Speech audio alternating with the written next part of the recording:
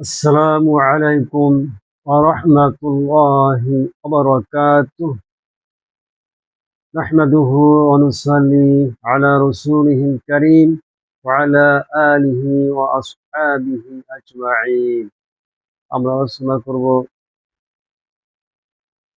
আল্লাহর কাছে সম্মানিত লোক কারা, মর্যাদাবান লোক কারা, অর্থাৎ আল্লাহ রব্বুল আলামিন কাদেরকে সম্মানিত করবেন, মর্যাদাবান করবেন। আসুন কোরআনের ভাষায় শুনি। إن أكرمكم عند الله أتقاكم إن الله عليم خبير। নিশ্চয়ই মহান আল্লাহ তাআলার নিকট সেই সব লোকই সম্মানিত যারা বেশি পরিমাণে আল্লাহ তাআলাকে ভয় করে। সুতরাং একজন মুমিনের উচিত, একজন মুসলমানের উচিত আল্লাহ তাআলাকে বেশি পরিমাণে ভয় করা,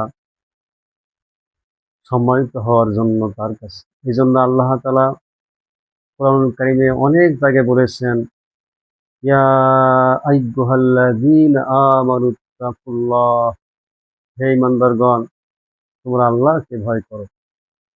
অর্থাৎ আল্লাহ তাআলা বলতে চাচ্ছেন, তোমরা যদি ইহকালে শান্তি, পরকালে মুক্তি এবং আল্লাহ তাআলার কাছে সম্মানিত হতে চাও, তাহলে তোমরা আল্লাহ তাআলাকে ভয় করো। কারণ আল্লাহ তাআলাকে ভয় করা ছাড়া কেহ পূর্ণাঙ্গ মুমিন হতে পারে না। আল্লাহ তাআলাকে ভয় করা অধিক হক। কোরআনুল কারীম বলছে, আল্লাহু আহাক্কু আন তাকশাহ,